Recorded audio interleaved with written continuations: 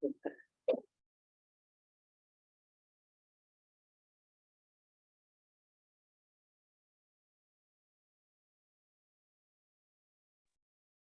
días. Buenos días a los presentes acá en el externado y a todos los que nos siguen en conexión vía internet. Un especial saludo a nuestros alumnos del doctorado en República Dominicana. Pues hoy, como seguimos, ¿me están escuchando? Bueno, por si acaso repito de nuevo, buenos días a todos los que están conectados. Un especial saludo a los estudiantes del doctorado en República Dominicana. Y como ayer, seguimos hoy con el profesor Alberto Pupo. Para los que no estuvieron conectados ayer, les cuento, pues Alberto Pupo es doctor en Filosofía Analítica del Derecho de la Universidad de Milán y es actualmente profesor del Departamento de Derecho de la Universidad de ITAM en México, y además es el director actualmente de la muy buena revista Isonomía, es una revista de teoría y filosofía del derecho. Hoy pues tenemos que nos va a hablar Alberto sobre la Grundnorm de Kelsen, el sagrado no ser de la normatividad del derecho. Entonces tiene la palabra. Muchísimas gracias, Diego, y muchísimas gracias a los presentes aquí y a los que están en línea. Hoy me voy a apoyar en una presentación y la razón de ello es que hoy el tema hace repetidas referencias a la filosofía de Emmanuel Levinas, exactamente conocido por ser un autor de fácil lectura, y confieso que a veces no hay otra manera de reflejar su pensamiento que citarlo textualmente. Así que, así como ayer no había ninguna cuestión demasiado difícil de explicar, hoy he preferido apoyarme en algunas diapositivas que realmente tienen la finalidad esencialmente de poder proyectar algunos extractos que sería muy difícil resumir en otras palabras. Bien, unas palabras sobre el título, sobre todo el subtítulo, el sagrado no ser de la normatividad del derecho. Contrariamente al texto de ayer, que a pesar de haber sido ya, digamos, muy pensado y varias veces revisado, no es un texto publicado. Ese sí es un texto que ya se publicó en una obra colectiva que he editado con el colega Germán Zúcar, dedicada a el derecho, lo sagrado y el nihilismo. De ahí que parte de la reflexión precisamente versa sobre el elemento sagrado en la teoría de Hans Kelsen y la noción que viene en cursivas en el título, la noción de no ser, que es esencialmente una noción que puede apuntar a una dimensión nihilista, por supuesto, y que es una dimensión conceptual fundamental en la teoría de Emmanuel Levinas. Obviamente, quizá han podido echar un ojo al texto, pero la presentación de hoy no pretende reconstruir todos los desarrollos del texto, que son algo largo y algunos seguro difíciles de resumir, sino me voy a concentrar en el núcleo tanto de la propuesta del último Kelsen, es decir, el Kelsen de la teoría general de las normas, y sobre todo, porque pienso que es ahí en donde entre, digamos, el círculo de los juristas e incluso de los filósofos del derecho hay menos conocimiento, intentaré hacer lo posible para explicar la aportación de Levinas. Y por así decirlo, la conclusión será cómo, o mostrar cómo, en un sentido, Levinas, de manera obviamente involuntaria, podría haber ofrecido algunas claves para reinterpretar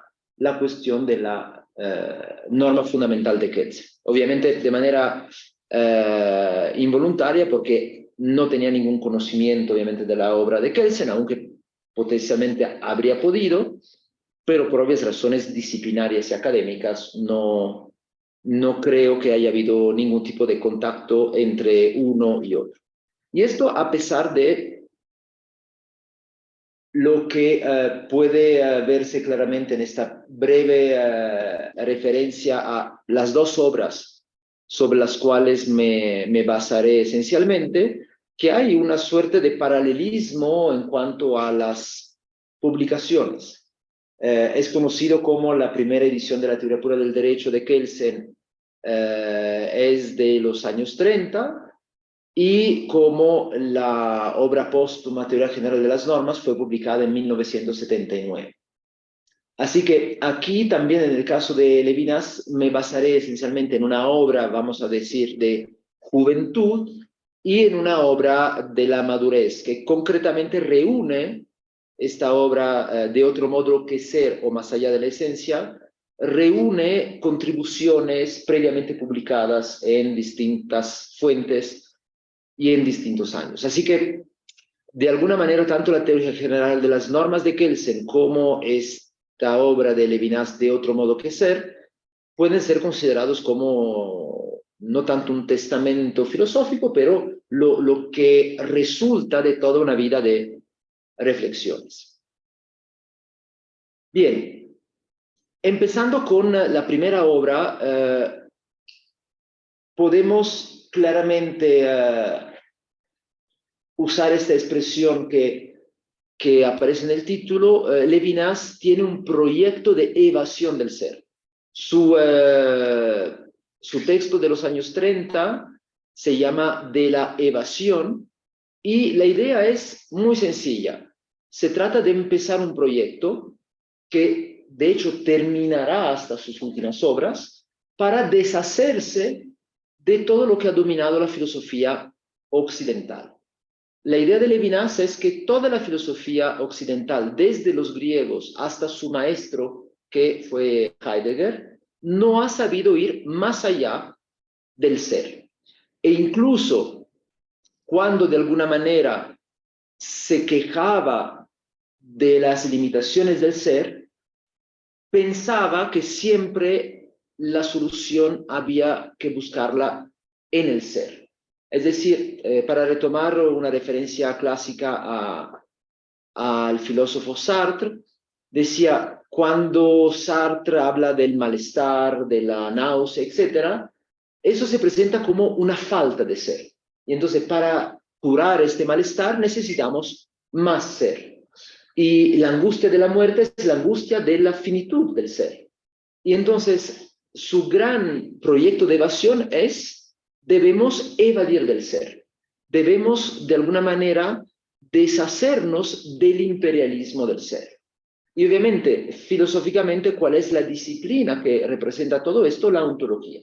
Es decir, el estudio del ser es lo que ha dominado la filosofía occidental, y su gran proyecto, creo que lo distingue de todos los demás filósofos occidentales, es que precisamente hay que deshacerse de la obsesión ontológica. En algo que no viene como tal en el texto, pero una pequeña parte de su teoría que es muy conocida es que pretende hacer de la ética la filosofía primera. Es decir, reemplazar la primacía de la ontología, que es lo que caracteriza la filosofía occidental, por la primacía de la ética. Es decir, obviamente, parte de la filosofía centrada en la normatividad.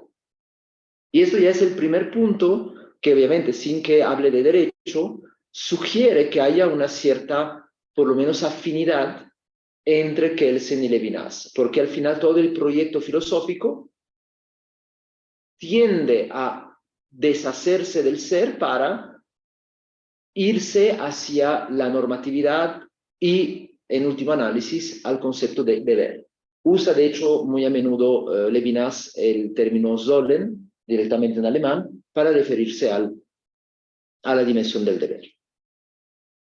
Bien. Otro elemento que me ha llamado la atención y que de alguna manera ha generado este proyecto, el mío, de analizar a Kelsen a partir de Levinas, es lo que podríamos llamar la paradoja del origen. Y aquí sí no hay de otra que citar este no tan breve paso, porque es particularmente complicado. Cito de el librito de la evasión: este peso del ser aplastado por sí mismo que hemos revelado en el fenómeno del malestar, esta condena a ser sí mismo, se anuncia también en la imposibilidad dialéctica de concebir el comienzo del ser, es decir, de capturar el momento en que acepta ese peso y no obstante de estar acorralado por el problema de su origen. Este origen no es incomprensible porque debe emerger de la nada, contrariamente a las reglas de la fabricación, porque es absurdo postular entre las condiciones del ser aquellas de una obra que lo supone ya constituido. Poner detrás del ser al creador, concebido a su vez como un ser, tampoco es poner el comienzo del ser afuera de las condiciones del ser ya constituido. Es en el ser mismo que comienza y no en sus relaciones con su causa, que reside la paradoja del ser que comienza a ser. Es decir, la imposibilidad de disociar en él lo que acepta el peso del peso mismo. Dificultad que no desaparece con la muerte del perjuicio según la cual el ser sería precedido de la nada. Eso obviamente merece no una breve, sino una larga explicación, pero me voy a concentrar en lo que viene en el medio de la cita. Poner detrás del ser al creador. Obviamente, hay dos posibilidades para dar una respuesta al tema del origen del ser. Obviamente, una clásica es imaginar a un Dios creador. Pero ahí es en donde marca, en mi opinión, un punto muy fuerte. Incluso cuando se pone a un Dios como origen del ser, se trata a Dios usando la misma categoría del ser. Es decir, se preguntan los filósofos cuál es la característica del ser de Dios o de la existencia de Dios. Es decir, no resuelven al final el problema del origen del ser, porque están poniendo otro ser como origen del ser. Y eso de alguna manera, aplicado a la categoría del ser, es el problema que también tiene Kelsen con su regreso ad infinitum. Es decir, obviamente podemos decir que el fundamento de una norma es otra norma, pero podemos ir hacia atrás, y de alguna manera siempre habrá un origen desprovisto de fundamento. Y la otra opción obviamente es la nada, es decir, imaginar que el comienzo del ser es la nada, pero también la nada de alguna manera se pone como negación del ser. Y entonces todavía en términos categoriales estamos encarcelados en la ontología. Hay una expresión que aparece en el texto que ha recibido de Levinas que se refiere a Dios como un Dios no contaminado por el ser. Es decir, el concepto de Dios sí sobrevive en Levinas, pero su jugada filosófica es hablar de Dios, pero no en términos ontológicos, porque de alguna manera sería una suerte de error de categoría. Si la idea de Dios es necesaria, no es una idea que se pueda traducir en términos de la ontología o de la ontoteología, como dice él, tradicional. Bien, a propósito de esto, nos sobra mencionar rápidamente algo que ya muchos siglos antes había sido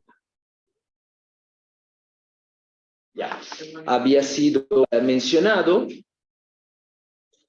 Primero, referirme rápidamente a lo que dice Levinas, que acabo de retomar. La filosofía o aplicaba a Dios la categoría del ser o lo tomaba en consideración como creador.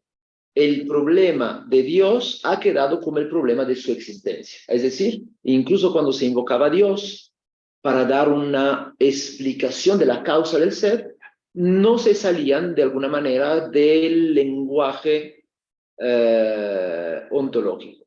Y aquí algo que no hace Levinas, pero que introduzco yo, hay que mencionar una reflexión de un filósofo contemporáneo de Kant, Salomón Maimón.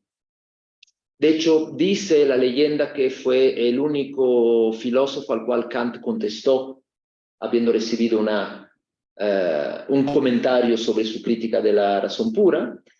Y un filósofo que parece amaba más los cafés literarios de Berlín que las bibliotecas, así que no dejó muchos elementos y de hecho la misma comunidad judía de Berlín lo expulsó varias veces de Berlín por su conducta poco recomendable. Pero usando un lenguaje que es muy familiar para los filósofos analíticos del derecho, Salomón Maimón dice claramente, hablando de Spinoza, que en su momento era como una referencia para cualquier filósofo, decir que un filósofo no puede ni decir con sentido que Dios existe, ni decir que Dios no existe. Es decir, que aplicar la categoría de la existencia a Dios es lo que los filósofos analíticos llamamos un error de categoría. Y esto ya a finales del siglo XVIII. Entonces, de alguna manera, Levinas no hace sino retomar algo que ya había dicho con claridad Salomón Maimón, que simplemente la categoría, el predicado de la existencia, no la podemos aplicar a Dios. Es decir, que tanto la creencia como la no creencia en la existencia de Dios son afirmaciones autocontradictorias. Así que, dice Salomón Maimón, un filósofo no puede ser ateo, pero tampoco puede ser un creyente. Simplemente filosóficamente no tiene sentido ni siquiera plantearse la cuestión de la existencia de Dios. Bien, eso es lo que les decía, esta famosa expresión retomada por una nota de Jacques Roland a el librito de la evasión. Y para retomar el título del libro de los años 70, podríamos decir que este Dios no contaminado por el ser, de otro modo que es. Es decir, obviamente es una barbaridad al escucharlo, pero de otro modo que es sería una suerte de categoría levinasiana que claramente se opone radicalmente a la categoría del ser. Es decir, no podemos decir que Dios es o no es, pero sí podemos decir de Dios que de otro modo que es. Y obviamente este de otro modo que es, en los años 30 Levinas no sabe a qué corresponde.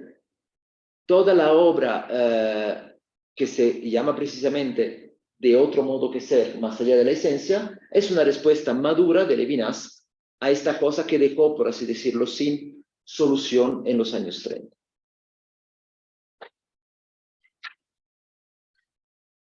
Bien, en el texto que han recibido, yo distingo en dos grandes partes, dos desafíos, uno categorial y uno experiencial. Vale la pena insistir un poquito sobre esto, porque parecería que hay el riesgo de cometer un error muy grande al intentar hacer comunicar Kelsen y Levinas. Y esto viene de la tendencia a asociar a Kelsen y en particular la norma fundamental al idealismo, al neocantismo. Y Levinas claramente se enmarca en un proyecto que es radicalmente anti-idealista. Entonces hay que entender que si pensamos que la norma fundamental es como la mayoría de autores la presentan, una mera herramienta lógico-trascendental, es decir, algo que tiene que ver con la dimensión meramente epistemológica del conocimiento del derecho, obviamente Levinas no tiene nada que decir para apoyar en esta explicación. Y esto es muy claro cuando Levinas dice esto que viene en cursivas, que el ser no sería entonces la construcción de un sujeto conociente, contrariamente a las pretensiones del idealismo. El ser no vendría del conocimiento. Sabemos que mucho de lo que dice Kelsen se intenta salvar, por así decirlo, en términos de su epistemología. Es decir, el camino de la lectura neokantiana de Kelsen es decir, bueno, todo esto de la norma fundamental no es sino una herramienta que la ciencia del derecho usa para dar cuenta de su objeto, pero no hay que buscarle un lugar en la realidad. Es simplemente un elemento conceptual que aparece en una dimensión epistemológica y ahí se queda. Y esta es, obviamente es la lectura, vamos a decir, tradicional, que tiene un gran poder explicativo, por lo menos hasta la segunda edición de la teoría pura del derecho, es decir, la de 1960. A pesar de esto, y es parte de lo que yo pretendo explicar, Kelsen, en la última obra, no solamente en la última, pero claramente esto es representado en la obra póstuma, ya se distingue, y creo que de manera muy, muy tajante, de un discurso meramente epistemológico. Y es precisamente algo que veremos con algunas citas de Kelsen, porque rechaza claramente la presentación tradicional de la norma fundamental básica como mera hipótesis. La idea de que la norma fundamental fuera una hipótesis lógico-trascendental ha sido de alguna manera defendida a lo largo de todas sus obras, pero rechazada radicalmente en la última. De ahí que, contrariamente a lo que a veces se piensa, ¿no? Que Kelsen tiene varias etapas o periodos, yo sostengo que tiene distintas perspectivas y no tanto cambios en cuanto a sus posturas. ¿Qué quiero decir con esto? Cuando hablamos de un desafío categorial, obviamente la noción de categoría nos reenvía a Kant, nos reenvía a la norma fundamental como hipótesis lógico-trascendental. Vamos a decir que es una perspectiva epistemológica. Y hay incluso autores, y puedo citar nada más a Bernengo, que es como traductor al castellano de la teoría pura, que ha sostenido, por ejemplo, que la teoría pura del derecho no es una teoría del derecho, sino una teoría de la ciencia del derecho. Es decir, que lo que pretende explicar es el conocimiento del derecho. Y en un sentido, no tendría mucho que decir sobre el derecho como fenómeno. Pero la última versión, o por lo menos la última obra, por un lado ya no tiene la palabra pura, es teoría general de las normas. Entonces, es doblemente interesante este título, porque por un lado no se reduce al derecho, sino abarca las normas, cualquier normas. Y por el otro, de alguna manera, se le quita la pureza, que era un poquito la marca, vamos a decir, idealista y neokantiana de la manera de hacer teoría de Kelsen. Así que me aventuro a imaginar que al lado de una perspectiva epistemológica que ha sido dominante durante todos los escritos de Kelsen, al final de su vida se le empareja, por así decirlo, una perspectiva que podríamos llamar fenomenológica o experiencial. No se puede obviamente profundizar este aspecto, pero si leen la teoría general de las normas y invito a que lean la traducción relativamente reciente de Marcial Pons, porque corrige un montón de errores y barbaridades de esta traducción parcial que existía antes. De alguna manera hay en las notas una cantidad de referencia a la filosofía fenomenológica de Husserl que son increíbles. Y obviamente con puntos críticos muy importantes, pero también con un reconocimiento de las aportaciones sobre la fenomenología del ser y del deber ser, que son realmente dignas de ser leídas. Es decir, hay un gran respeto de alguna manera de la obra de Husserl y no es... por lo menos en mi itinerario no es sin importancia. ¿Por qué? Porque al final Levinas viene de ahí. De alguna manera viene de las enseñanzas de Husserl y Heidegger. Entonces, de alguna manera, el último Kelsen creo que se empapa de una perspectiva fenomenológica que paradójicamente se casa también con el pragmatismo estadounidense. Hay como un deseo de no quedar como encerrado en esta fortaleza epistemológica que lo blinda, digamos, de cualquier crítica que le viene de la realidad, y termina queriendo empaparse de realidad. Y esto lo lleva a la famosa última versión de la norma fundamental. Dice claramente que, contrariamente a lo que él había dicho durante toda su vida, la norma fundamental, gracias, la norma fundamental no es una hipótesis, sino que es una norma que es el sentido de un acto de voluntad que no es real, sino meramente ficticio. Y ese es el eje de posiblemente todo mi texto, que por lo que yo he podido leer no ha sido destacado por ningún conocedor de Kelsen. Es cierto que Kelsen, y aquí lo pongo en la cita porque no quiero tampoco negar verdades, Kelsen dice norma ficticia. Y la mayoría de lecturas, digamos, del último Kelsen, así la presenta. La norma fundamental ya no es una hipótesis, sino una norma ficticia.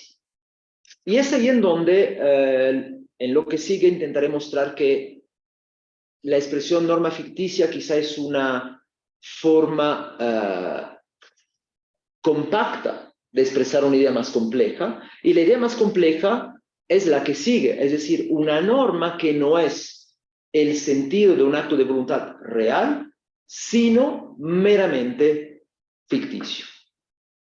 ¿Qué quiero decir con esto? Lo que es ficticio es el acto de voluntad. Y decir que es ficticio es decir que no existe, y no solamente no existe, sino que por definición no puede existir. Es decir, que contradice la realidad y además la norma fundamental es en sí misma contradictoria. Hay que obviamente profundizar esto, pero por el momento quiero insistir sobre esto. A pesar de que Kelsen diga norma ficticia, yo sostendré que la norma fundamental es una norma como cualquier otra. ¿Por qué? Porque la norma tiene una existencia ideal, no empírica. Y esto lo dice Kelsen desde los años 20 hasta el final de su vida. La norma es una entidad ideal, no es una entidad empírica. Y por lo tanto, lo que realmente podemos decir que es irreal o real, no es tanto la norma, sino el acto de voluntad cuyo sentido es la norma.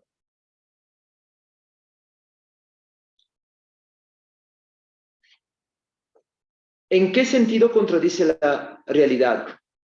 En el sentido en que no puede existir una norma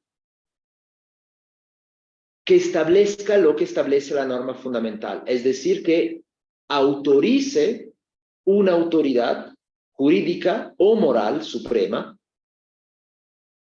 porque obviamente si existiera una norma que autorizara esta autoridad, la pregunta de Kelsen sería, bueno, ¿quién creó esta norma que autoriza esta autoridad? Así que al mismo tiempo que esta norma debe existir, para fundar la validez de todas las demás, esta norma no puede existir.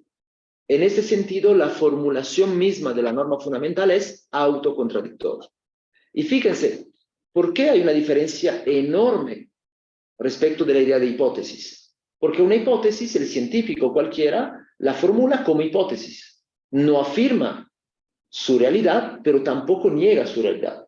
Un científico puede afirmar una hipótesis explicativa de cualquier fenómeno.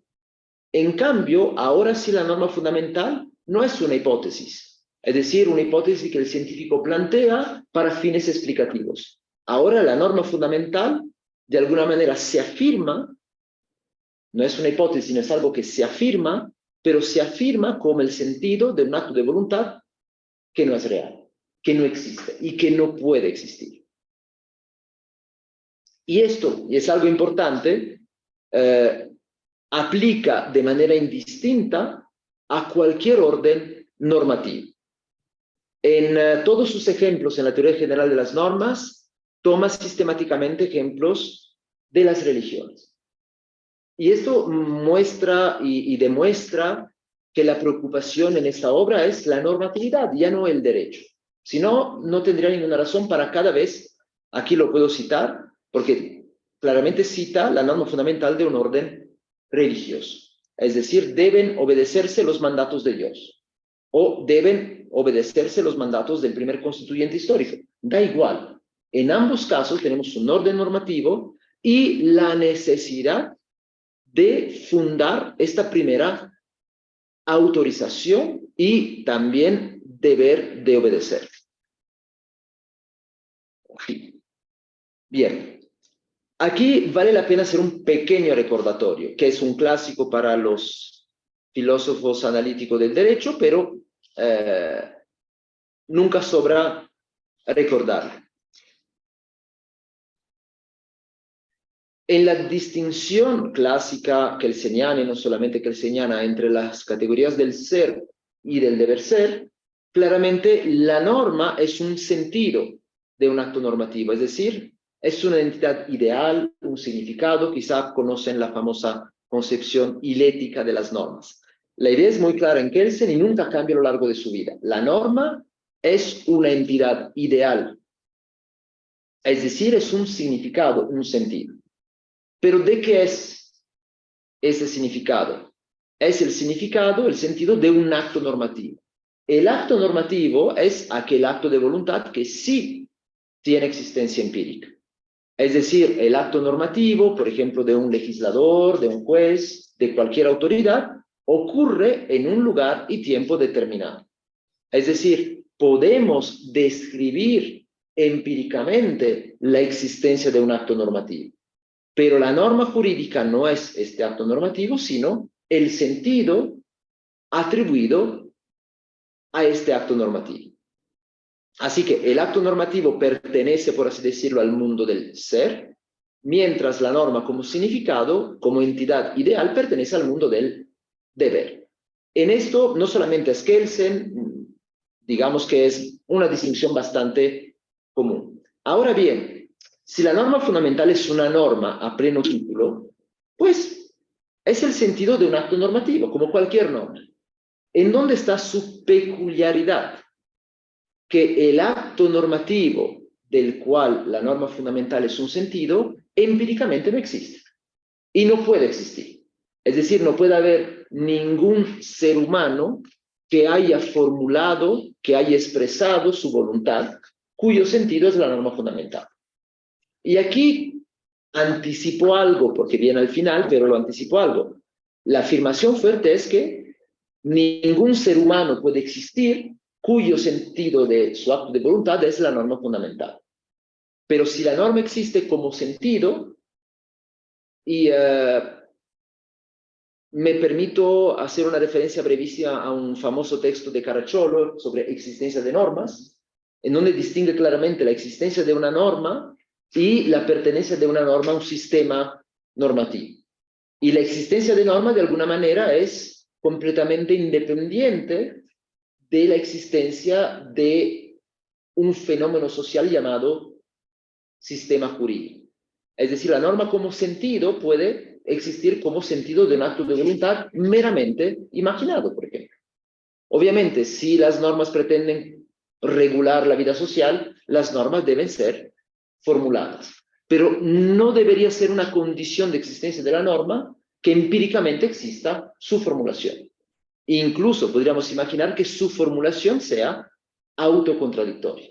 Es decir, que no podríamos formular, porque si la formularíamos, deberíamos identificar quién la está formulando. Y este quién es un quién imposible. Así que recapitulando, si la norma es un significado, la norma fundamental es una norma común y corriente. Es decir, no es una norma ficticia, es una norma, punto.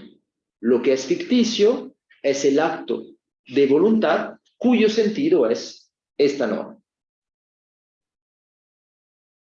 Entonces, el idealismo de Kelsen no desaparece en un sentido, porque lo que no puede existir es el acto de voluntad. Es decir, en términos empíricos, gracias, en términos empíricos, Lo que sabemos es que el acto de voluntad cuyo sentido es la norma fundamental no puede ser. Y de hecho, no debe sorprender, porque la categoría que aplica las normas es la categoría del deber. Entonces, lo que podríamos decir es que la norma fundamental no puede ser, pero precisamente como fundamento de todo deber ser, la norma fundamental debe ser. La existencia específica de las normas es la validez, dice Kelsen. Y la validez es fuerza obligatoria, es normatividad. Entonces, la ficción opera en el plano del ser, es decir, de ahí el no ser de la norma fundamental. La norma fundamental no es, pero como norma su existencia es como cualquier existencia de cualquier norma. Su existencia es el deber. Bien, ¿qué relación tenemos con el conocimiento? Y esto de alguna manera retoma lo que mencioné hace rato de Caracciolo. ¿En cuántos sentidos de actos de voluntad las normas pueden ser objeto de nuestro pensamiento? Es decir, podemos conocer a las normas. La ética o la ciencia jurídica son ciencias normativas cuyo objeto son precisamente normas. Normas morales en el caso de la ética, normas jurídicas en el caso de la ciencia jurídica. Pero como contenidos de sentido, las normas pueden ser objeto de conocimiento sin tomar en consideración los actos de voluntad de los cuales ellas son el sentido. ¿Qué significa esto? Y quizá vale la pena explicarlo con una referencia al trabajo de un abogado común y corriente. Un abogado puede afirmar, al momento de conocer el derecho positivo de un determinado país, la existencia de una norma como contenido, ¿no? Como que algo debe ser. Por ejemplo, tal categoría debe pagar este impuesto. Y puede describir esta norma sin referirse al acto de voluntad cuyo sentido es esta norma. ¿Cuándo eventualmente deberá hacerlo? Cuando alguien cuestione la existencia de esta norma.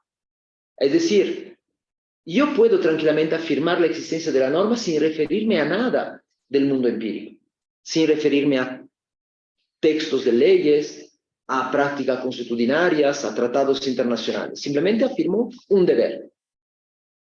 En el momento en que me cuestionan, en que atacan, por así decirlo, diría Kelsen, la verdad de mi proposición normativa que describe esta norma, si yo quiero apoyarme en algunos elementos para fundar la verdad de mi proposición normativa, es cuando yo les diré, no, es que el artículo tal de la ley tal, en su formulación modificada por tal, expresa exactamente esta norma.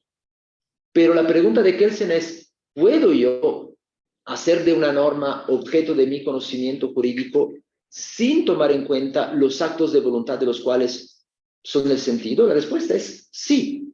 De alguna manera estos actos de voluntad intervienen como pruebas. Como pruebas que yo puedo tener que usar al momento de defenderme ante una crítica, es decir, cuando se me dice que mi proposición es falsa. Si aplicamos esto a la norma fundamental, ¿por qué de alguna manera esta crítica nunca vendría? Por lo mismo que incluso autores que no recurren a estos expedientes teóricos como Hart, dicen, bueno, de alguna manera todo lo que estamos diciendo, todo nuestro juego lingüístico normativo supone un estado que funciona. Entonces es una pregunta que no se hace esencialmente. Nadie me viene a preguntar, pero ¿por qué el primer constituyente histórico de Colombia fue autorizado para crear la primera constitución? En la práctica cotidiana de la abogacía, esta pregunta no se formula. Y esto viene de Wittgenstein, viene de mucha filosofía, ¿no? Hay algo que se considera como más allá de la duda. Y es por esto, de alguna manera, que la norma fundamental como norma, que es el sentido de un acto ficticio de voluntad, simplemente, ¿qué diría Wittgenstein? Se usa, pero no se cuestiona.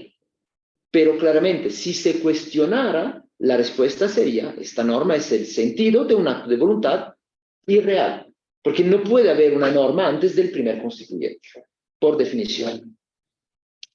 Obviamente, hay explicaciones de esto, hay explicaciones políticas, hay explicaciones sociológicas, psicológicas.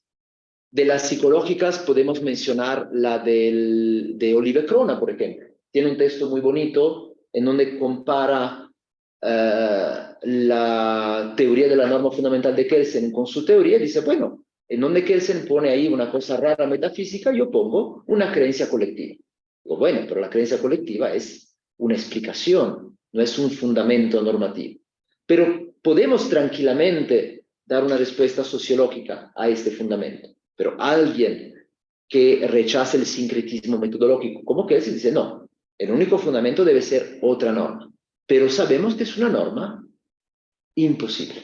Una norma que podemos pensar que como entidad ideal no es menos real que las demás normas, pero que si nos metiéramos a investigar cuál es el acto de voluntad cuyo sentido es esta norma, la respuesta sería, este acto de voluntad no solo no existe, sino no puede existir.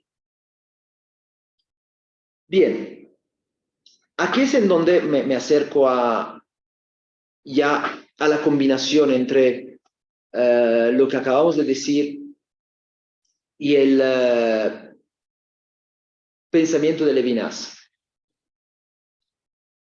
Voy a comparar aquí, gracias, dos formas, digamos, de leer la norma fundamental. Una que podríamos llamar idealista y es un poquito la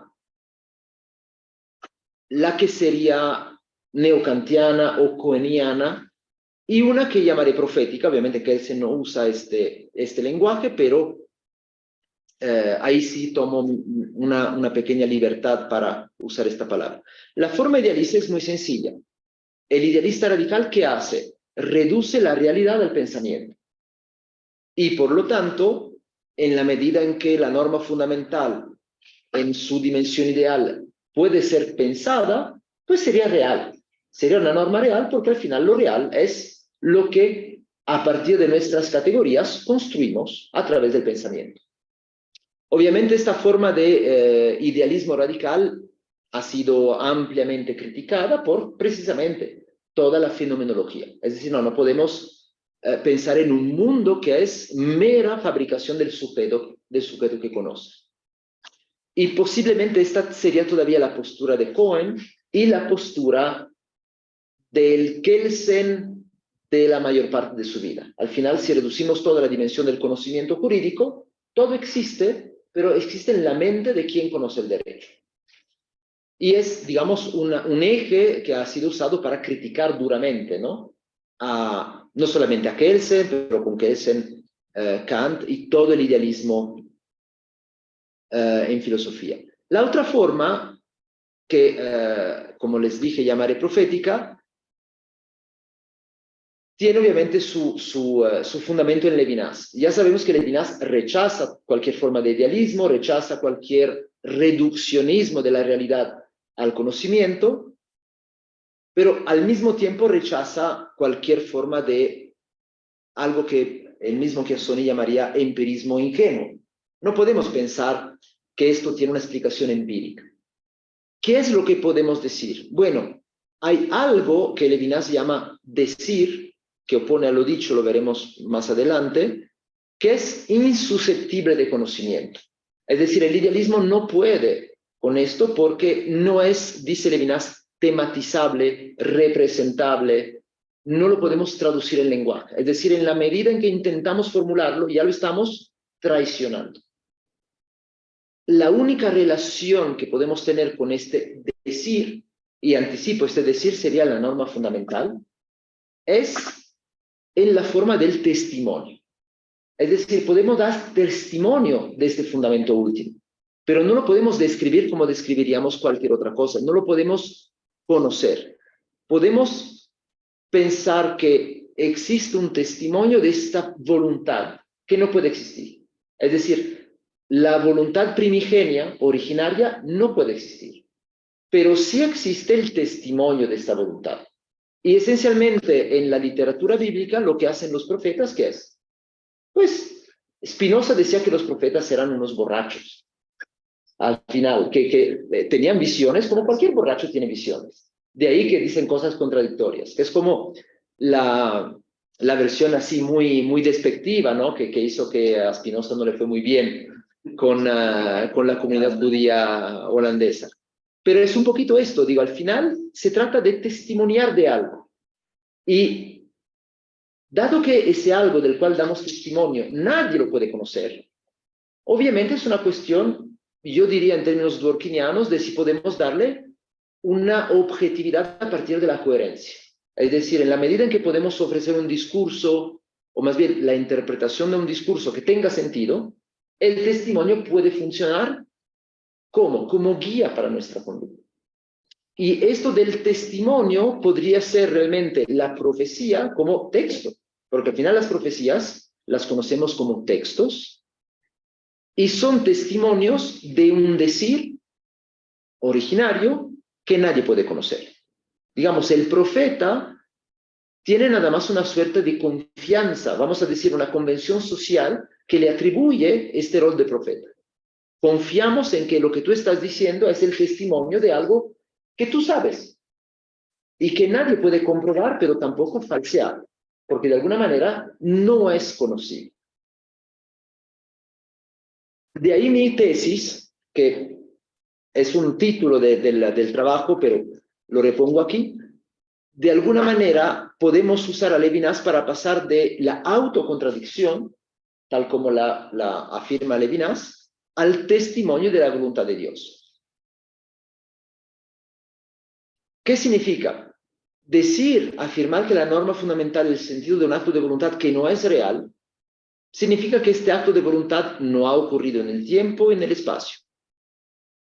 ¿Esto qué revela? Revela una posición radicalmente escéptica en cuanto al fundamento. No sobra recordar lo que haría un Dios naturalista. Diría que el fundamento es la naturaleza. Y es evidente para cualquier persona que pueda observar. O un intuicionista moral diría que tenemos facultades para capturar esta existencia de hechos morales. Muy bien. Pero a pesar de que no lo podemos conocer y sabemos que no lo podemos conocer, es algo que constituye el fundamento último de validez de toda norma jurídica existente. Y si asociamos esto a lo que vimos ayer al monismo, realmente de cualquier norma jurídica, habida y por haber. Es un deber ser del cual se derivan todos los demás. Pero este fundamento es una imposibilidad empírica. Es decir, que es imposible observar, tener la experiencia de este acto de voluntad cuyo sentido sería la norma fundamental. Aquí viene, en términos explicativos, lo que dice Levinas entre el decir y lo dicho. Vienen en mayúsculas porque son conceptos fundamentales. Lo dicho es lo que podemos representar a través del lenguaje. En nuestro lenguaje jurídico, ¿qué sería lo dicho? Una constitución o el discurso de la ciencia del derecho que describe lo que sea. La idea de lo dicho es que es lo tematizable, representable, comunicable. El decir es precisamente lo que no puede ser representado, no puede ser comunicado, no puede ser transformado en lenguaje sin de alguna manera traicionar. Ahora cito a Levinas, la correlación del decir y de lo dicho, es decir, la subordinación del decir a lo dicho, al sistema lingüístico y a la ontología, es el precio que pide la manifestación. En el lenguaje, como dicho, todo se traduce ante nosotros, aunque sea pagando el precio de una traición. ¿Qué significa esto? Aunque tengamos una intuición de que hay un fundamento último, una voluntad primigenia cuyo sentido es la norma fundamental, no lo podemos representar. Y en ese sentido, el decir preoriginario, este fundamento último, se tiene que subordinar a lo dicho. Es decir, a lo que una ciencia, cualquier ciencia, puede verbalizar, comunicar, representar. Y cuando dice es el precio que pide la manifestación, ¿se acuerdan lo que decíamos hace rato? Una norma puede existir como entidad meramente ideal, pero si no se manifiesta, si no se expresa, no sirve para nada. Entonces el precio para que de alguna manera la normatividad del derecho pueda funcionar es manifestarla, expresarla. Pero esto es, de alguna manera, subordinar el fundamento último a la primera manifestación, que sería, para nuestro lenguaje común kelseniano, la primera constitución histórica. Es lo dicho, es lo que se representa. A pesar que nosotros tengamos muy claro que es simplemente la manifestación de un decir preoriginario. Que obviamente, para cualquier persona que tenga una visión naturalista, lo podemos representar. Es decir, el derecho natural, para un naturalista, se representa, se verbaliza, se describe, se conoce. El rechazo del derecho natural deja con un decir preoriginario que no podemos expresar. El Kelsen neocantiano que dice, lo vamos a presuponer como categoría, como hipótesis. El Kelsen, de alguna manera, fenomenólogo, dice, no, no lo podemos simplemente postular, porque en este caso nos enredaríamos en una serie de representaciones, hipotéticas, pero aún así representaciones. De alguna manera, este decir preoriginario, por definición, es irreal. Es decir, no puede haber ningún ser humano que de alguna manera haya dicho este decir. Simplemente lo vamos a representar, si queremos usar una metáfora de niveles de lenguaje, en un nivel de lenguaje distinto. Este nivel de lenguaje de la norma fundamental está más allá de nuestros 5 sentidos. Otra vez, está más allá de lo humano, más allá de lo natural, más allá de lo empírico, está en un más allá.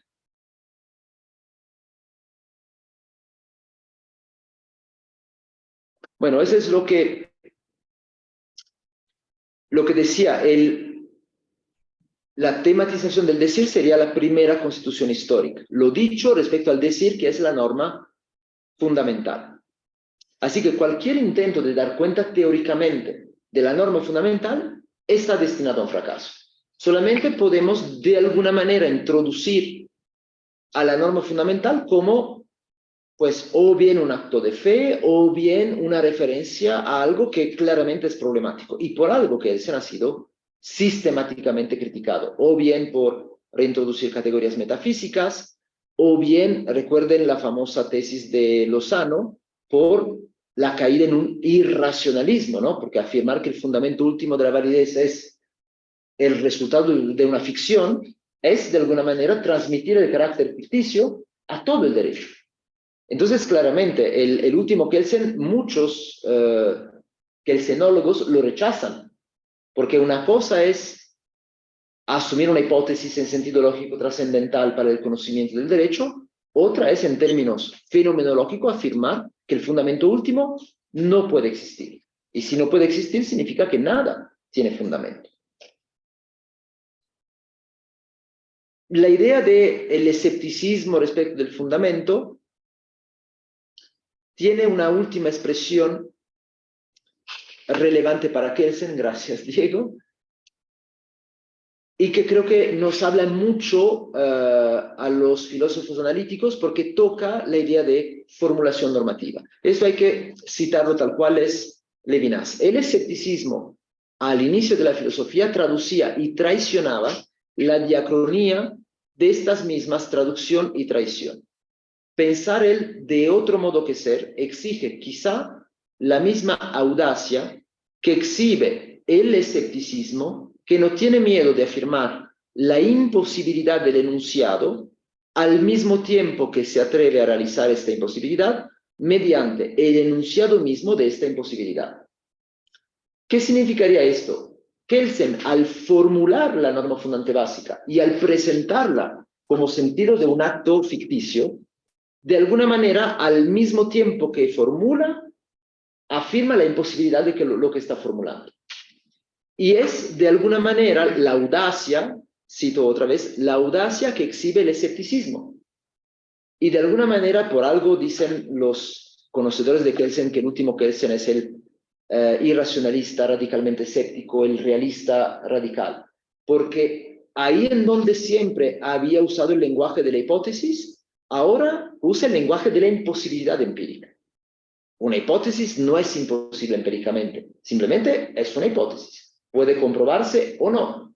Digo, cuando un físico formula por primera vez una hipótesis, empieza a estudiar y podrá comprobarse o no. Entonces, estas palabras de Levinas me parece que además, refiriéndose al enunciado, así que realmente a la formulación lingüística de algo, ofrece la mejor explicación de la norma fundamental en su última versión que podemos encontrar. Al mismo tiempo que formulamos el fundamento último, lo formulamos como imposible. ¿Y esto por qué? Porque no podemos mentirnos. Es decir, la única manera de salir de esto es, de alguna manera, con esta audacia de la formulación como fundamento último de lo imposible. Y bueno, termino de alguna manera con algo que conecta lo de ayer con lo de hoy. La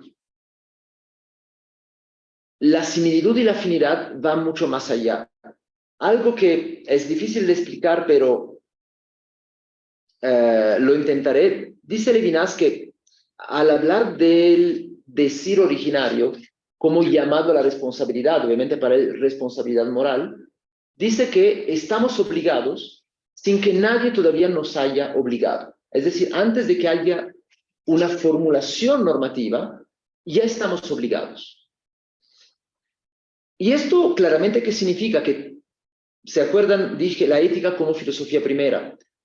Levinas define al sujeto humano, a la persona, digamos, el tema que ha molestado toda la filosofía occidental, a partir del llamado, el llamado a la responsabilidad. ¿Y esto qué significa? Que incluso el sujeto, diríamos nosotros, una persona jurídica, se define por ser el destinatario de un llamado a la responsabilidad, de un deber, sin que haya nadie que nos ordene. ¿Y qué sería este deber que se nos impone sin que haya alguien que nos ordena? La norma fundamental, porque precisamente no puede haber nadie que ordene, porque si hubiera, nos preguntaríamos quién lo autorizó. Recuerden que uno de los problemas de Kelsen que siempre ha generado críticas fue la validez como fuerza obligatoria.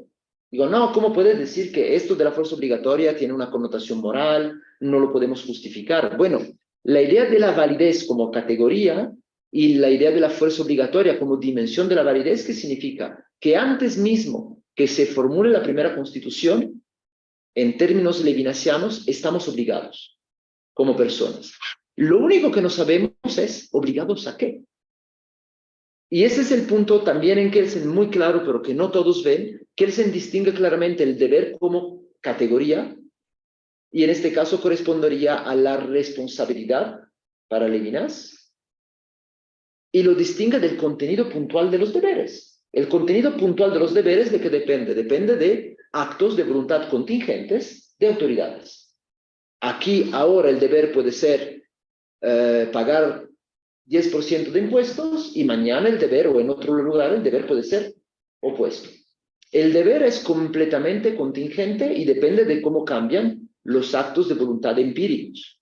Pero el deber con D mayúscula, el deber como categoría, no depende de ningún acto puntual de voluntad. Es, de alguna manera, neokantianamente era la categoría que hace posible el discurso jurídico, y en términos fenomenológicos levinasiano, que sería este deber infinito, este deber sin contenido, este deber que todavía no distribuye cargas, pero que existe como deber preoriginario. Y eso es muy importante, ¿por qué? Porque otra vez estamos hablando de la categoría fundamental de la experiencia jurídica como la categoría de la responsabilidad y no de los derechos. En un textito de los últimos que escribió en 1989 Levinas, el título es evocador, los derechos del otro hombre. Es decir, cuando Levinas habla de derechos, lo se refiere al otro hombre. ¿Qué significa? Que cuando hablamos de derecho, el único sentido en que podemos hablar de derechos son los derechos del otro, que significan mis deberes hacia él. Hay una prioridad, digamos, fenomenológica del deber sobre los derechos. Y por último, ayer hemos hablado un poquito de libertad. La tesis, digamos, antiliberal o político liberal de Levinas es muy fuerte. Dice, no puede ser que mi obligación haya encontrado su origen en mi libertad. Es decir, yo estoy obligado sin que esta obligación haya comenzado en mí. Y en eso estamos rechazando toda la filosofía kantiana. No hay un sujeto libre que se impone un deber. Se trata de algo que es completamente heterodeterminado. Y esta fuente, digamos, de la obligación, esta idea de obedecer antes mismo que sea formulada la orden, obviamente tiene en Levinas, y mi tesis final, y con esto concluyo, es que podría tener también en Kelsen, pues una respuesta bastante sencilla. Este origen de la responsabilidad sin que haya nadie que haya ordenado, pues no puede ser un humano, solo puede ser un ser no natural. Y obviamente, en la medida en que, fíjense, alguien fuera ateo, es decir, alguien que ya sabemos que es un error de categoría, pero imaginemos a un Kelsen ateo, un Kelsen que niega rotundamente la existencia de Dios. En este caso es perfectamente compatible con la idea de que hay un ser que no existe, que es ficticio, cuya voluntad es relevante porque el sentido de su voluntad es la norma fundante básica. Es decir, sería un elemento divino, pero un elemento divino que entra bajo la categoría del no ser, como ficticio. Es decir, al mismo tiempo que estaríamos invitando a Dios como fundamento último, lo estaríamos invitando como no existente, como irreal. Entonces sería una suerte de paradoja, pero no tanto. Alguien que claramente no quiere cometer el error filosófico de afirmar o negar que Dios existe, dice, bueno, Dios no existe. Simplemente ni siquiera existe o no existe, será un error de categoría. Pero su voluntad ficticia es indispensable para dar sentido a todo el fenómeno de la normatividad, no solamente del derecho, sino de la moral y de la religión. Obviamente, sería un fundamento divino en el sentido de que la categoría de lo divino aparece, pero aparece, y viene el título, como no ser, o como dirá Levinas, como de otro modo que ser. Bien, con esto me quedo porque ya creo que hemos cansado bastante nuestras neuronas. Muchísimas gracias por su atención.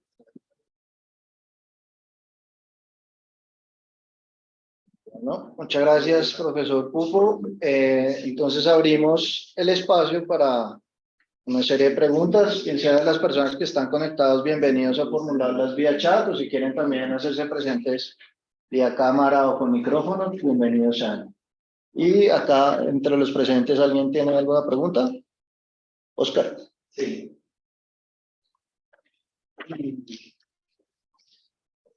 Lo más duro que puedo hablar para el micrófono.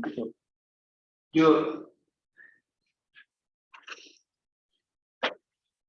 tengo una pregunta respecto de este problema categorial entre lo dicho y el decir. Y ahí me resonó bastante, me gustó pues la lección a Wittgenstein, que es alguien que entra también en juego en lo que no se puede decir, como alguien que también está pensando como ese límite. Me parece que los trabajos de Wittgenstein pues entran como en conversación también con este problema. Yo entiendo que la paradoja, si entiendo bien, es esa relación entre lo dicho y el decir que está por fuera de, pues de una voluntad empírica que emita esa norma. Entonces nos toca suponer en la salida de Levinas como una voluntad divina. ¿Sí? Entiendo que nos toca suponer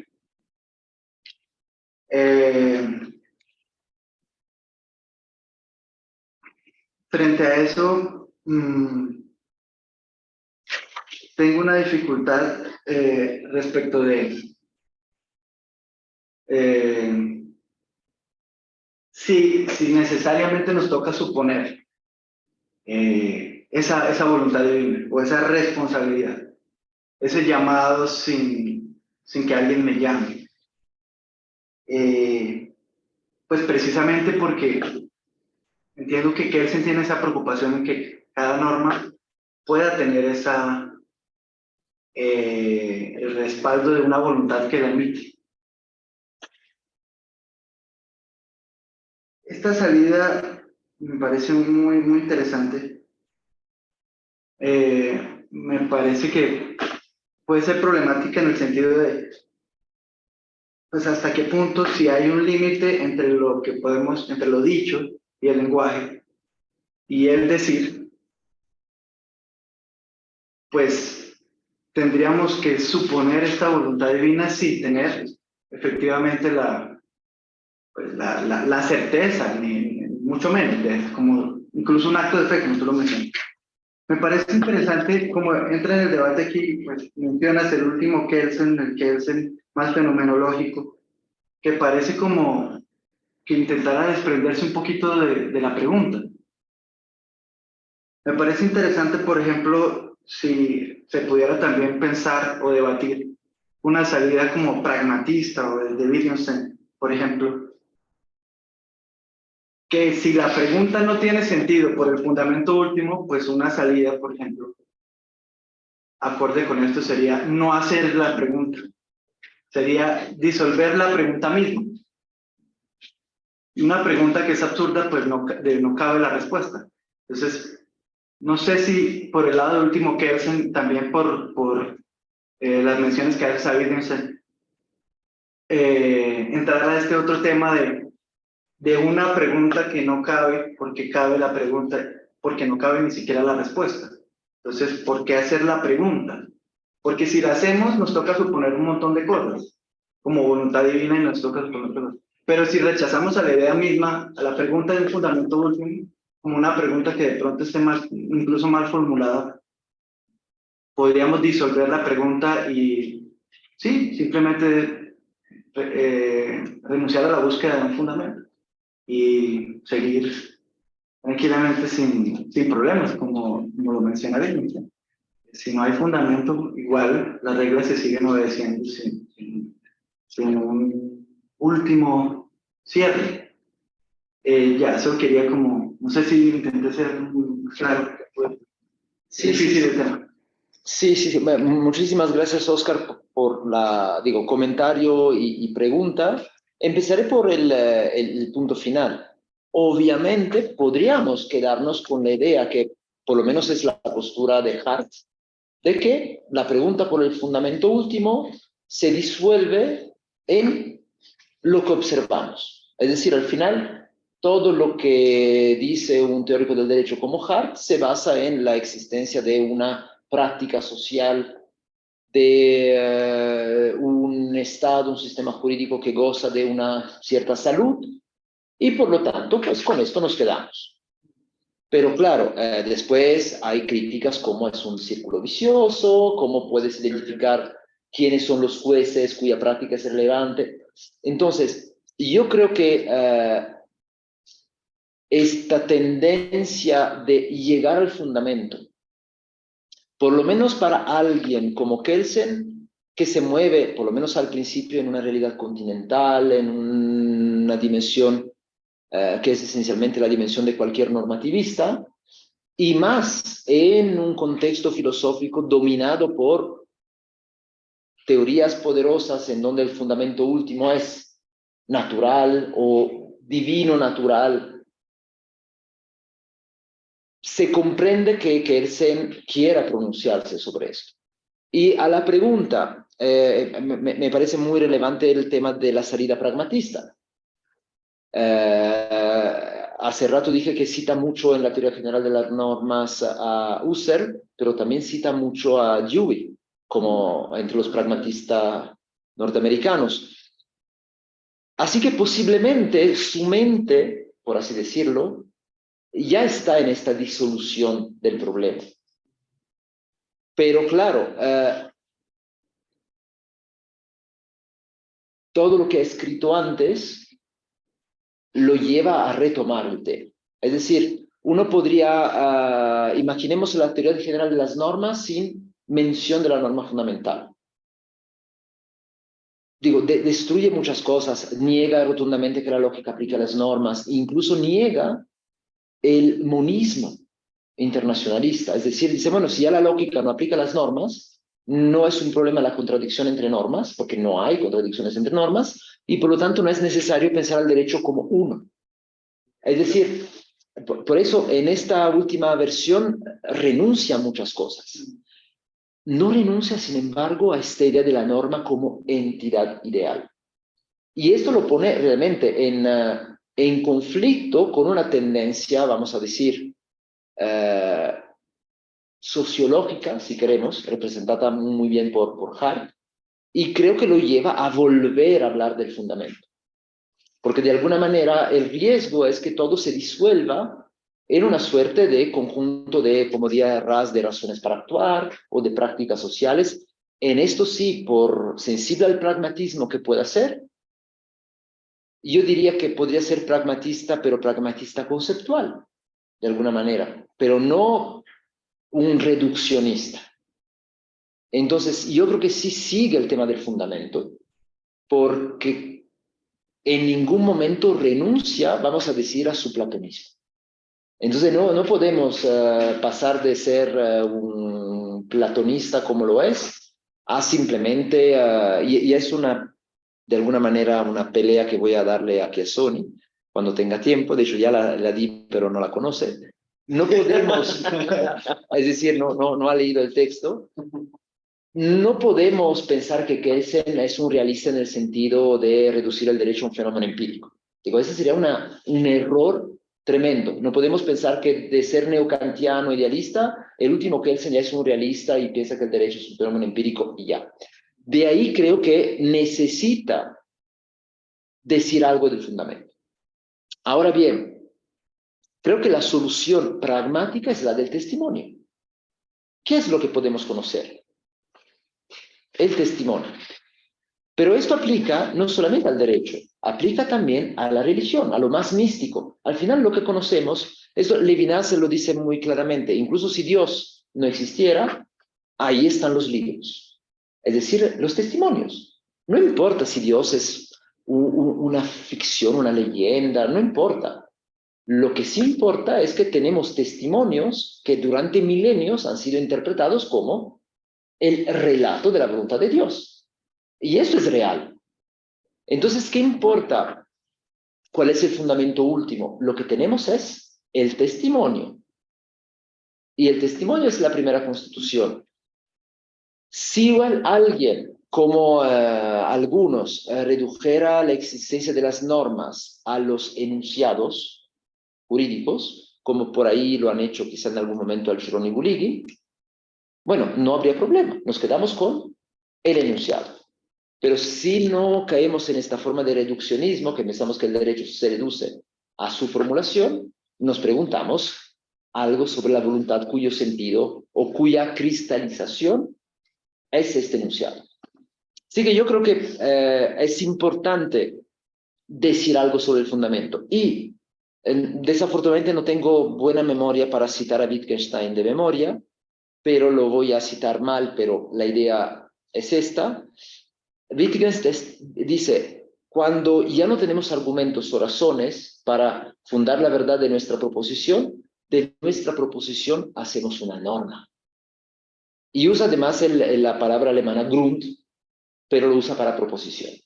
Es decir, esto lo escribí hace siglos en mi tesis doctoral. Hay una afinidad muy importante entre el último Wittgenstein, el de la certeza en particular, porque digo, llega un punto en donde ya no podemos ir más atrás.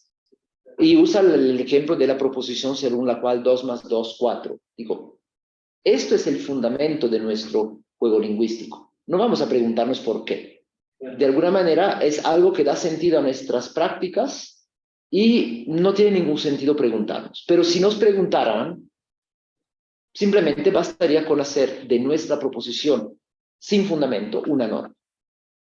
La norma fundamental es esto. Fíjense, en la versión epistemológica todo puede ser reducido a proposiciones, porque si todo es conocimiento, realmente la norma fundamental no sería una norma fundamental, sino una proposición fundamental que funda la verdad de todas las demás proposiciones que describen el derecho.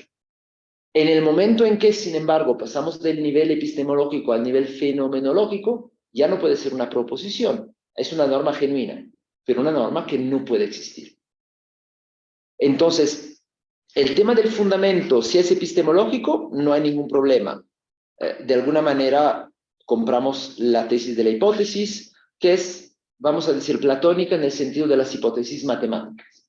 Y Wittgenstein lo retoma con el 2 más 2, 4, que no ponemos en duda. Pero cuando pasamos de la epistemología, la fenomenología, a la realidad del fenómeno jurídico, algo tenemos que decir. Y nos podemos quedar con la idea de testimonio. Es decir, el fundamento lo mencionamos, pero no gastamos energía para demostrar lo que sea. Ni una demostración meramente epistemológica. Simplemente hay un fundamento que no puede existir.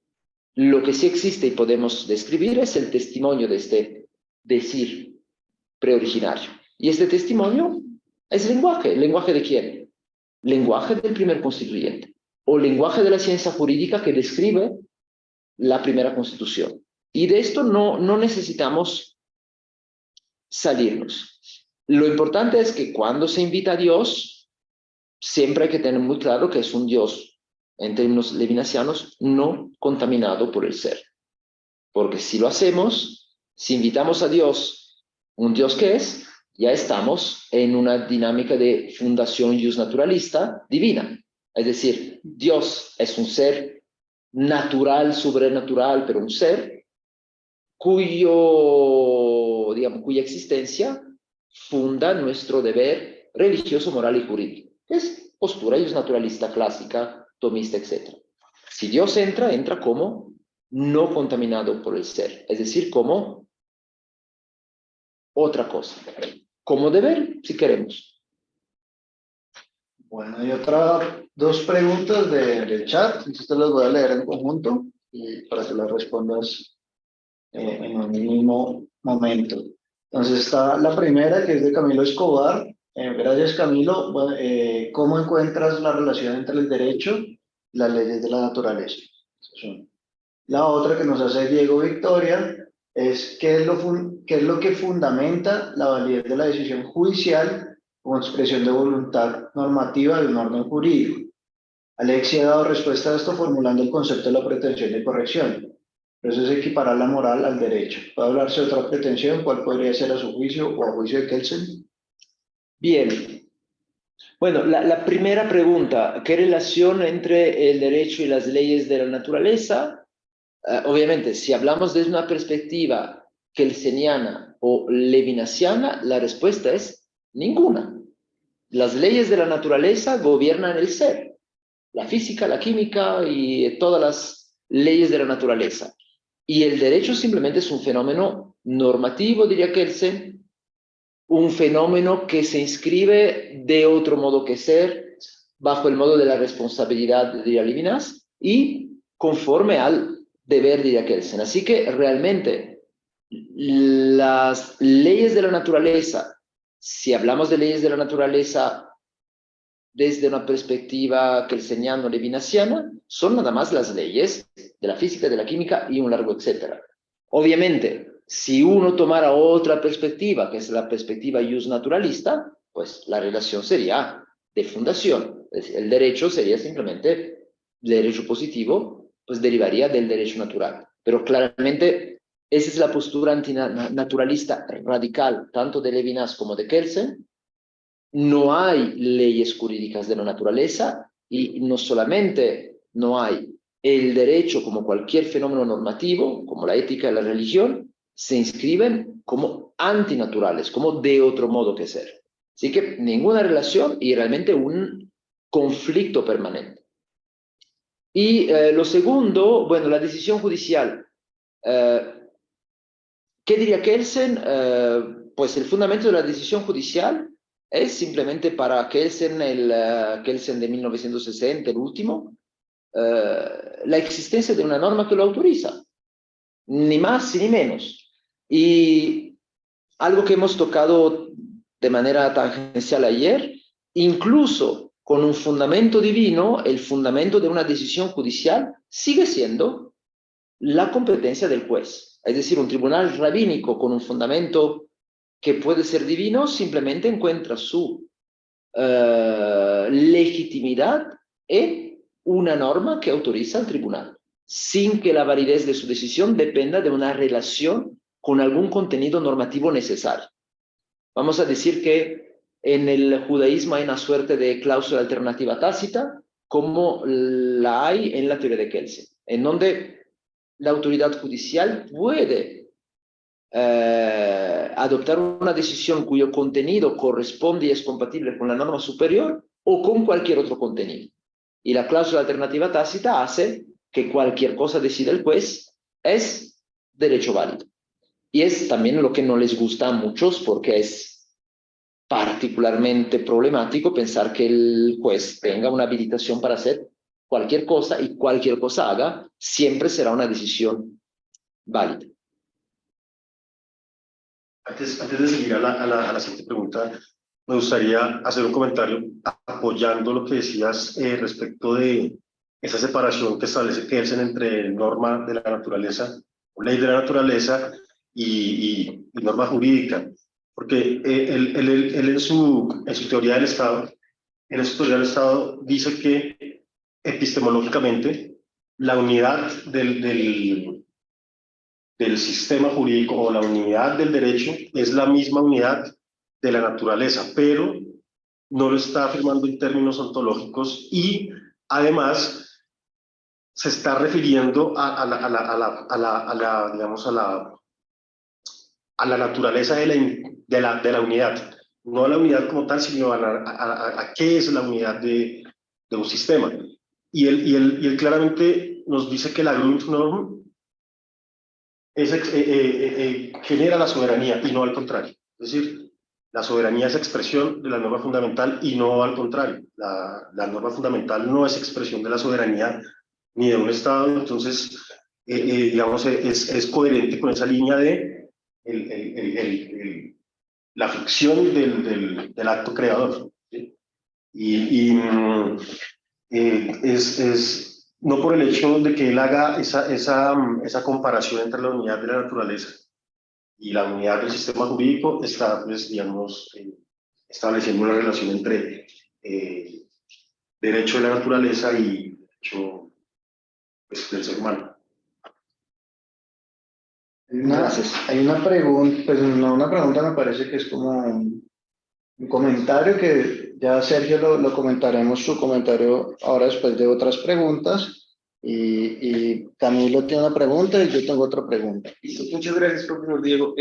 Bueno, profesor Alberto, a mí la presentación me pareció muy interesante, pero pues hubo algunas partes donde me pareció, digamos que de pronto el comprender la teoría de Levinas es bastante fuerte. O sea, digamos que hay ciertos apartes que, bueno, confesar que me parecieron un poco inteligibles. Pero digamos que creo que pues en el fondo está, pues digamos, como esta discusión, digamos que en el texto lo vi así, y es hasta el punto de, digamos, como de qué fundamenta la norma fundante. Me parece interesante que tanto en el texto como en la exposición se reconoce abiertamente que pues la norma fundante viene siendo una ficción, e incluso usted lo decía cuando indicaba pues el tema de su, por así decirlo, como de su no existencia, pero a la vez su existencia. Entonces, digamos que también al preguntarse por el problema de la validez del sistema jurídico, me hace de pronto recordar un pasaje que nos enunciaban cuando cursé la maestría, y es una referencia a un autor que se llama el Barón de Mauthausen, que básicamente, supuestamente, él un día cae en un pantano, él mismo se pone su mano contra su cabeza y él se saca a sí mismo del pantano. Entonces no sé, digamos, si hasta tal punto pues pasaría algo similar porque pues se da a entender que al no tener una norma que fundamente la norma fundante, parecería que la norma fundante se saca a sí misma del pantano. No, no sé qué opine de esta idea o si en el fondo Hart tenía razón y es mejor la regla de reconocimiento. Bueno, eso sí lo digo públicamente, Hart nunca tiene razón. Y así que lo asumo públicamente. Eh, muy a menudo esta imagen de agarrarse de la cabeza y sacarse del pantano se usa muy a menudo para todo lo que es circular, todo lo que es el constructivismo radical, etc. Así que yo creo que esto podría aplicar más a la versión constructivista radical, es decir, idealista constructivista radical de Kelsen, y menos a la versión de la teoría general de las normas. Y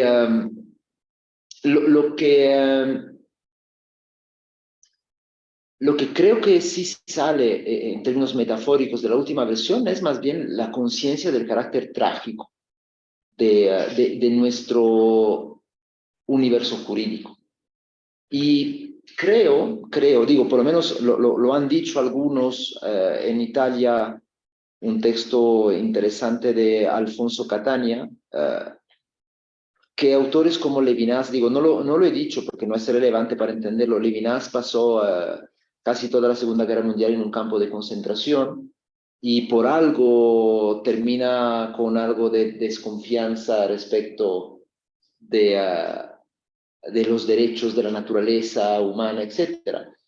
Y Kelsen también no la pasó tampoco muy bien durante muchos años. Así que quizá este carácter trágico de la normatividad, es decir, este saber que al final no hay fundamento y aún así hay que afirmar nuestro deber. Yo creo que no hay nada que se autosalva, ¿no? Agarrándose de la cabeza, sino es como un seguir en el pantano, pero sin dejar de luchar. Es decir, una afirmación fuerte del deber, incluso cuando todo, y retomamos un poquito algo de ayer, cuando sabemos que las fuerzas de la naturaleza, por así decirlo, incluyendo las fuerzas, digamos, sociales, van en el sentido de la perdición total. Es decir, la paz a través del derecho, pero también en el caso de Levinas es casi la humanidad del sujeto a través del deber. Cuando las fuerzas son más bien las fuerzas que nos hacen pensar que la identidad se construye a partir del ser, de lo que somos. Y Levinas dice, no, lo que somos es algo del cual debemos deshacernos. Nuestra identidad se inscribe en nuestra responsabilidad, que es infinita y hacia todos. Que es obviamente una afirmación fuerte. Y de alguna manera, lo que termina, y no acaso que surge después de la guerra, poniendo en la misma línea a Kelsen y a Levinas, es la idea de una justicia universal penal. Es decir, lo que dice Kelsen de Nuremberg, lo que dice Levinas en varias ocasiones, esta tragedia que es la Segunda Guerra Mundial y los crímenes nazis nos ponen de frente a que necesitamos cambiar de rumbo. Digo, no podemos seguir con esta idea de que el Estado es soberano y expresa su ser a través del derecho. No, el ser del Estado es el problema. Kelsen lo intenta resolver disolviendo la soberanía a través del deber del derecho y Levinas lo intenta resolver de manera, digamos, más profunda filosóficamente, de plano atacando la categoría del ser. Digo, atacándola bajo cualquier tipo de dimensión, diciendo la responsabilidad de nuestro malestar como humanos es la categoría del ser. Y que ese nada más no va más allá, digamos, del ser del Estado. Y quiero decir algo sobre lo que decía hace rato. Es muy notable como uno de los maestros en sentido amplio de Kelsen, Jelinek, seguía sosteniendo la teoría de la doble cara. Es decir, que al final el derecho existía en términos orgánicos y sociales y al mismo tiempo en términos normativos. Esa era la teoría dominante de la época de los maestros de Kelsen, y el corolario de esta teoría era la teoría de la autoobligación del Estado. Es decir, el Estado crea el derecho y se somete a él. Y Kelsen, además, de manera muy, para mí muy sugerente, usa la metáfora cristiana de la encarnación de Dios para explicar la idea de la autoobligación del Estado. En cambio, del lado obviamente del judaísmo no hay ninguna necesidad de que el deber de alguna manera se represente como humano para que se someta a él. Digamos, hay una separación tajante entre la no naturaleza de Dios y la naturaleza humana. O sea, eso es muy interesante, como que Kelsen haya vivido con maestros que defienden la coexistencia de la cara, digamos, orgánico-social del Estado y la cara normativa. Y claramente toma la vía de la mera cara normativa. Y bueno, sobre esto último, digo, creo que aplica más la metáfora a la versión constructivista. Gracias. Bueno, yo tengo pues, dos preguntas, una sugerencia, más que una pregunta y otra pregunta. Y vuelvo con lo que ya nombraba Oscar, del testimonio. Eso se parece más bien, y tú diciendo que el decir es la norma fundamental, lo dicho, la primera constitución, ¿cierto? Entonces, sería entonces, con la otra metáfora del testimonio, la primera constitución sería el testimonio, ¿cierto? De lo que se dijo por nadie, ¿vale? Eso se parece y me parece pues, una forma sencilla, pero también a las proposiciones como las plantea Quine, de las proposiciones sobre la realidad de actitudes proposicionales. Entonces yo creo que Pepito cree que eso fue lo que se dijo, ¿sí? Sería una forma, ¿para qué? Para mostrar que es verdad lo que ellos creen, el testimonio es verdadero, independientemente del contenido de su testimonio, ¿sí? Entonces sería una forma quizás para salir de ese problema. Sin embargo, se mantendría el problema ¿cuál? Que sería una explicación, no un fundamento. Seguiríamos en lo mismo. Es decir, tal vez la única solución es en términos epistemológicos. ¿Por qué? Porque si vamos a los fundamentos, eso me lleva a la segunda pregunta, que es cuando se plantea esta idea de Levinas, que me llamó la atención, de la responsabilidad. Hay una responsabilidad ya preexistente, por decirlo así, que uno tiene que asumir. ¿Por qué no hablar más bien de la disposición a asumir? Estamos dispuestos como seres humanos a asumir sin preguntarnos de dónde viene esa responsabilidad. Pero ¿eso qué lleva? Ese planteamiento de Levinas llevaría que creo que, no sé si Levinas, no lo conozco para nada, pero no sé si esa responsabilidad tenga un contenido, es decir, somos responsables respecto a cualquier contenido normativo, es decir, o habrá algo que, uniendo con lo que nombraba Diego Victoria, habrá algo que ver también con una pretensión de corrección. Somos responsables, pero responsables frente a un contenido, estamos obligados frente a un preorden, a una existencia preexistente, pero no a cualquiera, sino ya hay un contenido, lo que llevaría de pronto a que el uso de Levinas para explicar o analógicamente la propuesta de Kelsen, ahí se derrumbaría quizás, porque en Kelsen pues esa sustancia no hay. El derecho sí cumple con ciertas características, pero no podemos decir que hay una responsabilidad preasumida, sino quizás una disposición, pero en Kelsen no con una sustancia definida de lo correcto o lo bueno. No sé si en Levinas esa responsabilidad sí tenga un contenido de corrección, con lo que decías tú al final, me parece que sí. Si hay una responsabilidad con todos los seres humanos. No sé, para el ejemplo de Robert Alexi, si la norma fundamental, poniéndolo muy corto, la norma fundamental, lo dicho y el testimonio es la tortura es correcta, tenemos una responsabilidad presumida respecto a eso. Bien. Qué bueno que mencionas lo de la pretensión de corrección porque lo pasé por alto hace rato. Bueno, sobre lo de Quine, hay claramente cualquier tipo de paso a través de expresiones como creo que va más bien en el sentido de la hipótesis. Es decir, obviamente es una creencia que quizá yo asumo como verdadera sin demostrarla, y esto me sirve para, de alguna manera, siguiendo a Wittgenstein, siguiendo a Quine y probablemente siguiendo a muchos, diré algo en un ratito sobre Putnam también, digamos, al final hay buenas imágenes del mundo que me sirven para, de alguna manera, actuar como actúo. Y es una forma de vida en el sentido que es wittgensteiniano, y podría funcionar. Pero yo creo que entraría más bien siempre, como tú dices, en un plano explicativo, así que bueno, es una hipótesis y me permite explicar el fenómeno, pero sigue siendo una explicación y no realmente un fundamento.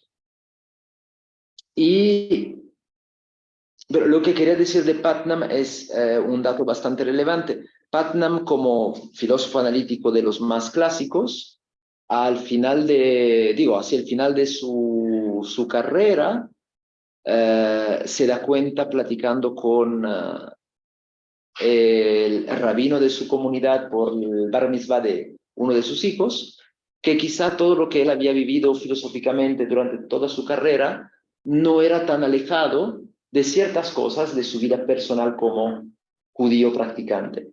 Y de ahí empezó a pensar un libro sobre Wittgenstein y el judaísmo, y en donde precisamente introduce a Levinas, entre otros. Entonces ahí hay un gran capítulo, que obviamente es complejísimo, sobre, de alguna manera, una suerte de posible traducción de temas wittgensteinianos en términos de filosofía continental. Introduce también a Franz Rosenzweig, que es otro filósofo alemán de las primeras décadas del siglo XX. Entonces hay mucho que profundizar. Y es muy interesante como un filósofo como Putnam, que toda su vida ha dejado como encapsulado su universo religioso, al final quizá se da chance de dar voz a algo que era obviamente en la academia generalmente analítica poco recibido, y quizá porque es Putnam se lo puede permitir. Y mucho habría que decir de Kripke también, que es otro gran filósofo analítico 100% religioso, pero que obviamente en sus escritos no hay traza de esto, pero hay mucho. Y obviamente a la medida en que Quine de alguna manera participa de la misma tradición, creo que sí hay mucho que hilar, pero obviamente no lo he hecho y no lo voy a hacer, pero sí. No, no, requeriría de verdad un trabajo de un nivel de complejidad que con nuestras obligaciones académicas es simplemente, si tuviera que hacer una tesis doctoral, igual sería interesante hacerlo. Más importante lo que dices de la responsabilidad. Y hay que decir algo muy importante sobre lo segundo que dices. En este caso, la aplicación de lo de Levinas al derecho se derrumba. Y de hecho, Levinas se derrumba solo cuando él introduce en este mismo libro de su época madura, cuando intenta dar cuenta de que nuestra responsabilidad hacia el otro, que es infinita, obviamente funciona nada más en una relación de uno a uno. Es decir, tú me miras y yo frente a tu mirada siento el llamado a la responsabilidad. Y de alguna manera mi responsabilidad hacia ti sería sin límites. Pero dice Levinas, ¿qué pasa cuando interviene el tercero? Es decir, también cruzo su mirada. Y simplemente, ¿no? Para usar una imagen muy sencilla, si yo tengo una prenda y los dos tienen frío, ¿a quién se la doy? Y es ahí donde Levinas dice que la aparición del tercero obliga a tematizar. Y el derecho, de alguna manera, y sus instituciones, judiciales en particular, son precisamente el momento en que me doy cuenta de que mi responsabilidad infinita hacia uno es incompatible con mi responsabilidad infinita hacia otro. Entonces hay una posible, digamos, los que critican mucho a Levinas dicen, bueno, todo se veía muy bonito hasta que se da cuenta de que la vida es una vida en sociedad y que en la sociedad no funciona así la responsabilidad. Tenemos responsabilidades hacia muchas personas. Y cuando introduce las instituciones jurídicas, podría leerse de esta manera. Bueno, todo era muy bonito, muy romántico, muy valores, compromisos, etcétera, y luego terminas diciendo, bueno, tenemos que hacer lo que diga el juez. Es decir, una suerte de realismo jurídico extremo que de alguna manera encaja también con lo que dirían la mayoría de las tradiciones jurídicas rabínicas. Es decir, por un lado tenemos este Dios legislador que impone nuestro deber infinito hacia toda la humanidad, pero luego hay tribunales rabínicos que resuelven pleitos como cualquier tribunal, diciendo tú debes esto y tú debes esto. ¿Y dónde quedó la responsabilidad infinita? En la filosofía moral. Entonces, de alguna manera,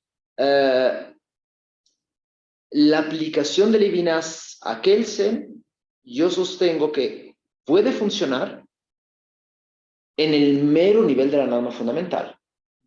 Y sí, la norma fundamental al final no tiene contenido. Y fíjense, hay una cita que yo le debo a Raz, porque la leí en uno de los textos de Raz sobre Kelsen, que viene en este apéndice que se publicó en la Teoría General de Derecho y del Estado, sobre derecho positivo y derecho natural. Y dice Kelsen, si quieren ver en mi norma fundamental un elemento iusnaturalista, no hay problema, siempre y cuando no atribuyan a la norma fundamental un contenido. Es decir, siempre y cuando resulte claro que la norma fundamental no impone ningún deber con un contenido específico. El único contenido es autorizar al primer constituyente e imponer el deber de obedecer, pero sin ningún contenido específico. Los contenidos son contingentes, como buen positivista, y dependen de fuentes sociales. Entonces, a la pregunta, ¿cuál es el contenido en Levinas y en la norma fundamental? Ninguno. Y dependiendo después de cómo se lee a Kelsen, o es una mera autorización, o es una autorización más el deber de obedecer al autorizado, al primer constituyente. Pero no le podemos poner ningún contenido. De ahí que es completamente irrelevante en términos prácticos.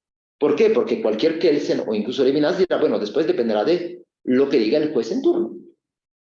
Y no hay ninguna pretensión de corrección, potencialmente tampoco para Levinas. Es decir, ahí es de alguna manera en donde quizá tienen límites todos los que no invocan verdades naturales eternas. Digo, es un poquito también la crítica que le hacen a Nino, ¿no? Al final, bueno, cualquier constructivista se topa con, bueno, ¿qué hacemos cuando nuestras prácticas sociales terminan construyendo valores que son los valores nazi? O la misma crítica a Dworkin, ¿no? Bueno, ¿qué haces con el juez nazi?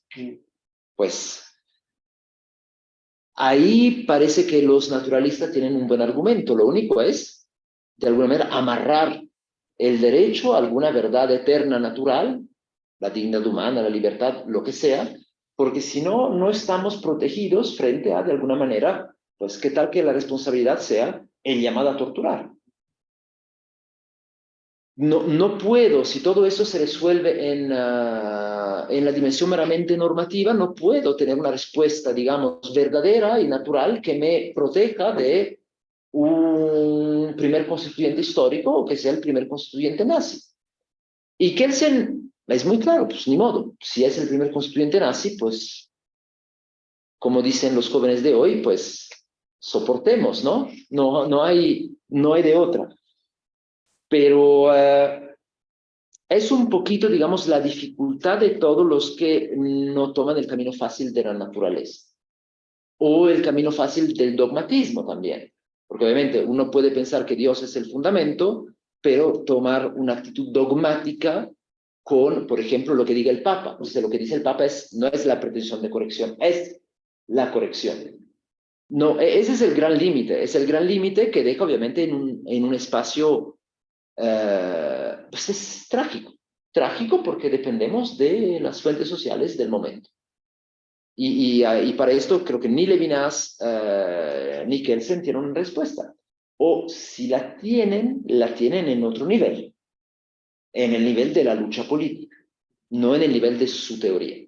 Mi teoría no te puede garantizar que no vamos a hundirnos en un universo nazi. No es para esto la teoría.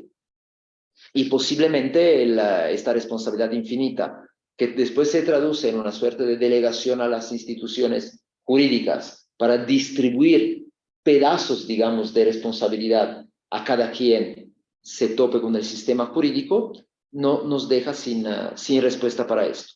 Pero sí, tanto la norma fundamental como el llamado a la responsabilidad no tiene contenido. Muchas gracias, profesor Pupo. Entonces, hay un comentario, se nos acabó el tiempo, pero también hay otra pregunta.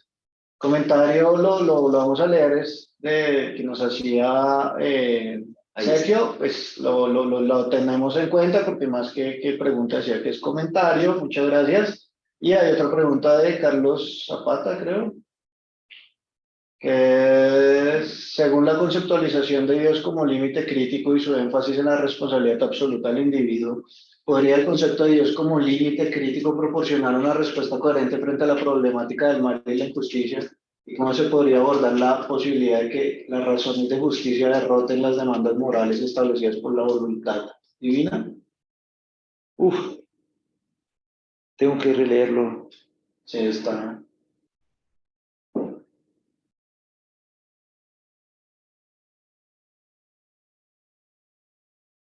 Bueno, desde la óptica, yo diría por lo menos de Levinas y también de un Cohen, la respuesta sería no.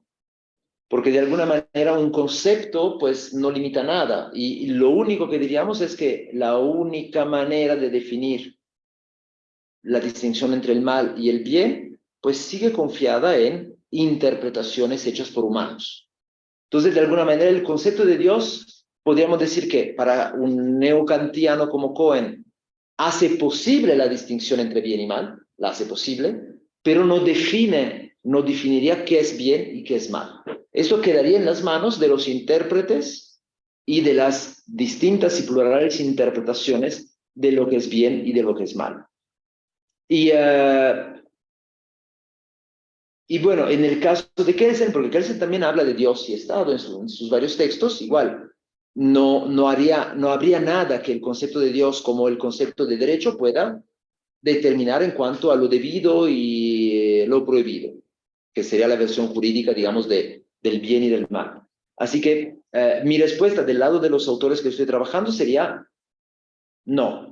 Es un horizonte conceptual, es un horizonte profético, mesiánico, pero no determinaría en nada contenidos en cuanto a bien y mal. Bueno, muchas gracias. Gracias a ustedes. Damos por terminado este seminario. Les anuncio que dentro de poco saldrá hoy seguramente en redes sociales el próximo seminario, que es el próximo miércoles, con el profesor Pablo Navarro. El título será La naturaleza abierta de los sistemas jurídicos. Entonces va a estar la publicidad para que con el link de inscripción y también pues después les compartiremos el link de presencia virtual para los que quieran asistir a distancia. Y obviamente el salón donde se va a realizar, que va a ser, ya lo sé, en el el bloque I, después les diré el salón. Listo para que estén pendientes en redes sociales. Muchas gracias. Gracias.